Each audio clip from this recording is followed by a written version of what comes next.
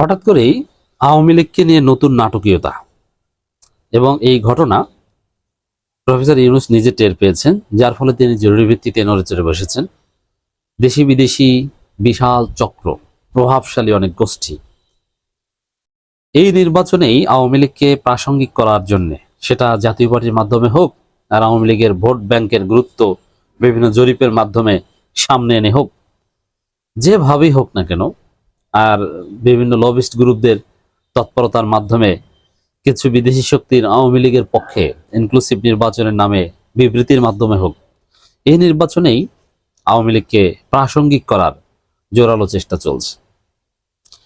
সরাসরি আওয়ামী লীগকে নির্বাচনে আনা যাবে না, কিন্তু আওয়ামী লীগের ভোট ব্যাংক সেটা কোন দিকে যায়, আওয়ামী লীগের লোকজন কাকে ভোট দেয়, তারা ভোট দিবে না ভোট বর্জন করবে, নানান প্রশ্ন আসছে। এইসব হিসাব নিকাশ এবং প্রশ্নে দর্শক আওয়ামী লীগকে প্রাসঙ্গিক করার চেষ্টা চলছে। এমনকি আওয়ামী লীগের কয়েকজন বিএনপি সহায়তা স্বতন্ত্র প্রার্থী হয়েছে। সবচেয়ে বড় বিষয়, জাতীয় পার্টি অলরেডি প্রার্থী হয়ে গেছে। তো সেই জায়গাটায় আওয়ামী লীগ প্রকাশ্য বিবৃতি দিয়ে জাস্ট এতটুকু অ্যালাউ করলেই তো হয় যে আওয়ামী লীগ বিবৃতি দিয়ে জাতীয় পার্টিকে সমর্থন করবে, এবং জাতীয় পার্টিকে সমর্থন করার কারণে জাতীয় পার্টিকে সরকার আলাদা কিছু বলবে না, চুপচাপ তাদের নির্বাচনী প্রচারণা চালাতে দেবে, এবং আওয়ামী লীগের যে বিবৃতি সেটা গণমাধ্যম প্রচার করবে। জাস্ট এতটুকু হলেই আওয়ামী লীগ খুশি। মিনিমাম এতটুকু হলেও আওয়ামী লীগকে প্রাসঙ্গিক করার ভয়ানক চেষ্টা চলছে। কিন্তু আমাদের প্রত্যাশায় গণঅভ্যুত্থানের প্রত্যাশা এবং গণঅভ্যুত্থানের হক হচ্ছে আওয়ামী লীগ যাদেরকে সমর্থন করবে সেটা যদি প্রকাশ্যে হয়, তাদেরকেও নির্বাচনী প্রচারণা চালাতে দেওয়া উচিত না, কারণ তারাই হচ্ছে ফেসিবাদের দোসর, ওইটি হচ্ছে ভারতের ষড়যন্ত্র। সেই মহা পরিকল্পনা বাংলাদেশে চলছে। তাছাড়া আওয়ামী লীগ এখন ভারতের সহায়তায়, প্রথম আলো ডেইলি স্টারের সহায়তায় যে গেমটা খেলছে সেটা হচ্ছে যে বিএনপি এবং জামাত যেহেতু একে অপরের প্রধান প্রতিদ্বন্দ্বী, বিএনপি এবং জামাত এই দুই দলকে যদি, দুই দলের মধ্যে যদি ভয়ানক ফাটল সৃষ্টি করা যায়, অনৈক্য সৃষ্টি করা যায়, তাহলে সেই অনৈক্যকে কাজে লাগিয়ে আওয়ামী লীগ প্রাসঙ্গিক হবে। একদম সিম্পল। রাজনীতিতে শত্রুতা এমন যে বিএনপি এবং জামাতের মধ্যে সাপোজ মারাত্মক ফাটাফাটি, বিএনপি তো অলরেডি এই কাজ করেছে এবং জামাতও করতে দেরি করবে না, আমি মনে করি। এত হুজুর বাংলাদেশের কেউ না। সাপোজ জামাতকে পরাজিত করতে যদি আওয়ামী লীগের সাথে হাত মিলাতে হয়, এটা বিএনপি হাজারবার করবে এবং অলরেডি করেছে। ভারতের সাথে তো হাত মিলিয়েছে, ভারতের সাথে হাত মেলানো মানে আওয়ামী লীগের সাথে হাত মেলানো, জামাতকে পরাজিত করার জন্যই। নইলে ভারতের সহায়তা ছাড়াই যদি জামাতকে পরাজিত করতে পারতো বিএনপি, তাহলে কিছুতেই ভারতের সাথে হাত মিলাতো না। এবং বাস্তবতা এটাই, নির্বাচনে যদি কোনোভাবে মনে হয় যে আওয়ামী লীগকে একটু খুশি করলে বা আওয়ামী লীগের সাথে যদি কোনোভাবে একটা আন্ডারস্ট্যান্ডিং যাওয়া যায় গোপন, তাহলে আওয়ামী লীগের যে মোটামুটি গুরুত্বপূর্ণ একটা ভোট ব্যাংক 5-10%, সেটা জামাতের দিকে আসতে পারে এবং সেটা জামাতের বিজয়ের কারণ হতে পারে। তাহলে আওয়ামী লীগের সাথে এরকম একটা অস্থায়ী আন্ডারস্ট্যান্ডিং আসতে জামাতও দ্বিধাবোধ করবে বলে মনে করি না। নানান ভাবে ঘুরিয়ে ফিরিয়ে এটা করতে পারে। It's very simple. যদিও অলরেডি একটা টেসিড পরিস্থিতি তৈরি হয়েছে যে আওয়ামী লীগের লোকজন জামাতকে ভোট দিবে, কারণ তারা মোটামুটি নিরিবিলি থাকতে চায়, তারা চান্দা মুক্ত, হয়রানি মুক্ত, মিথ্যা মামলা মুক্ত থাকতে চায়, যেটা জামাত ক্ষমতা আসলেই সম্ভব। বিএনপি তাদেরকে ব্ল্যাকমেইল করে মিথ্যা মামলা দিয়ে তাদের ব্যবসা বাণিজ্য দখল করবে। এই জন্যে বিএনপি এবং জামাতের মধ্যে যত দূরত্ব সৃষ্টি হবে, এই নির্বাচনেই আওয়ামী লীগের প্রাসঙ্গিক হওয়াটা তত সহজ হবে।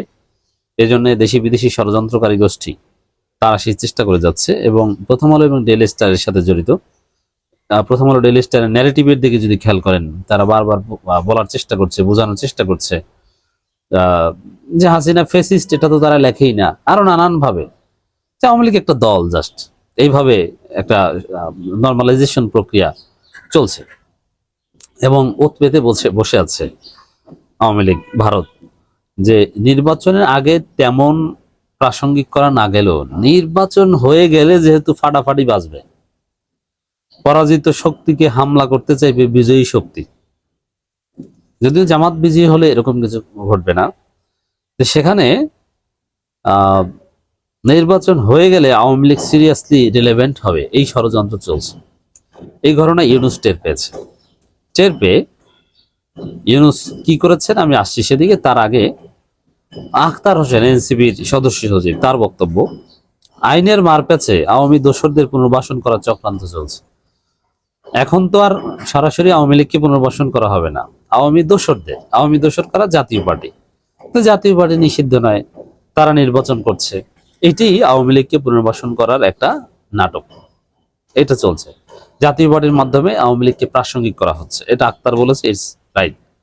শুধু এটা না, আমাদের ইউনূস সরকারের অন্যতম প্রভাবশালী মুখপাত্র, ইউনূসের ডান হাত প্রেস সচিব শফিকুল আলম বলেছেন, আওয়ামী লীগ ভুল স্বীকার না করলে জনগণ ক্ষমা করবে না। এই বক্তব্যের অনেক দিক আছে। প্রেস সচিব is a strong, Yunus Sarkar is a strong, যে না আওয়ামী লীগকে ফিরতে দেওয়া যাবে না, সব ঠিক আছে। কিন্তু তার মধ্যেও নানান বিষয় আছে, যে বিদেশি চাপ আছে, এতে কোনো সন্দেহ নেই। এমনকি জাতিসংঘ, যুক্তরাষ্ট্র, পৃথিবীর কোনো দেশ কোনো দলকে নির্বাচনে বাদ দেওয়ার পক্ষে না।